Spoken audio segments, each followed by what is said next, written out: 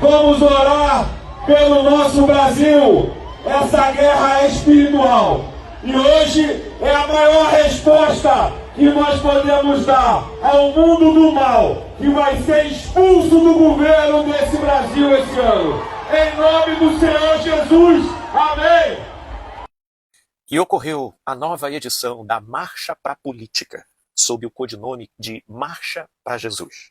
Sim, porque não se iludam, minha gente. O intuito principal dessa marcha é a demonstração de capital de pessoas, de seguidores, para a defesa dos interesses particulares, especificamente desse sistema religioso, dessa específica confissão religiosa, que são os evangélicos. Ponto.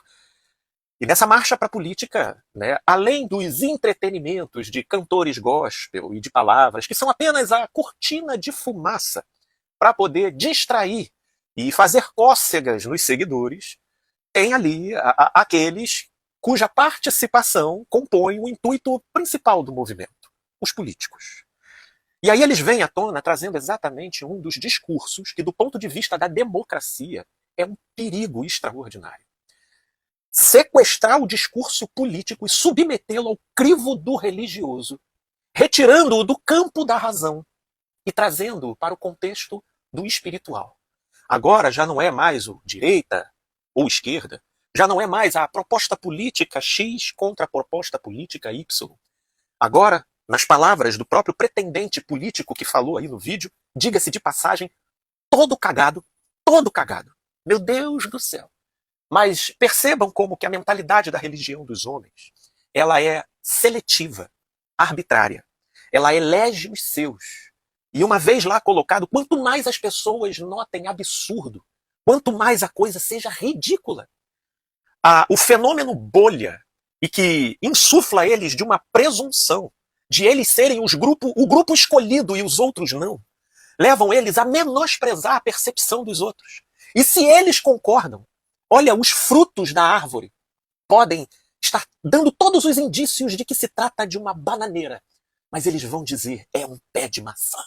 É um pé de maçã. É um ungido de Deus. É um enviado de Deus.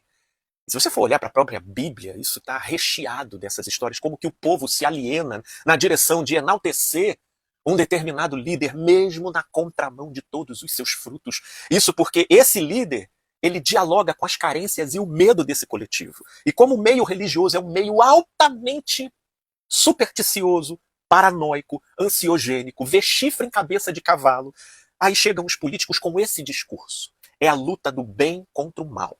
E o mal será totalmente retirado lá do poder político.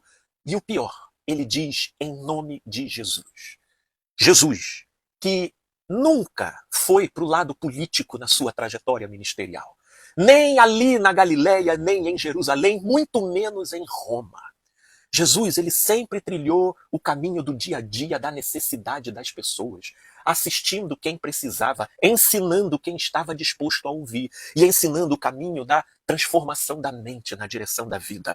Metanoia, é chegado o reino de Deus.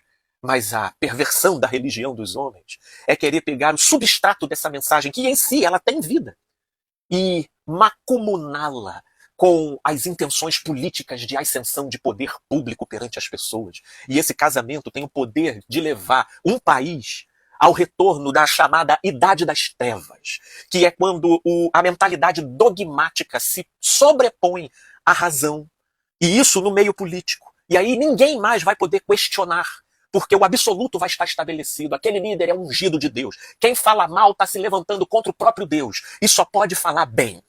Quando esse tipo de mentalidade se estabelece, a gente vira um Irã. Torna-se um regime de ayatollah. Meu Deus do céu, que Deus nos livre desse mal aqui no Brasil. E aqui no meu canal eu vou trabalhar para desconstruir esse perigo.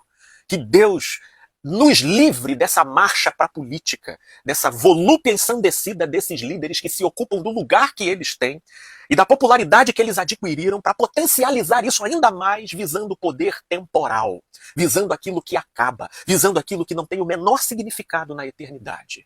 E que Deus abra os olhos das pessoas. Paz e luz, meus amigos e amigas.